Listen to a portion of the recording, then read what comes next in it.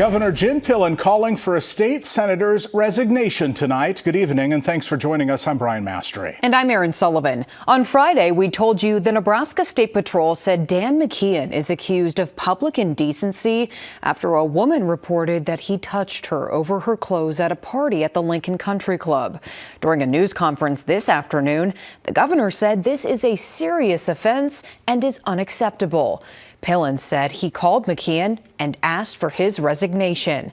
Now, we received a statement from an attorney on behalf of Senator McKeon tonight, which reads in part, quote, Senator McKeon is a devoted husband, father of 4, a proud Christian, coach, farming consultant, and public servant of the highest integrity who has never engaged in any activity that would constitute public indecency or wrongdoing of that nature. The statement goes on to say Senator McKeon's longtime nickname, Dirty Dan, refers to his farming roots and has also been distorted in recent coverage and exploited by those wishing to do political harm, end quote. The statement adds Senator McKeon might prepare a countersuit for defamation.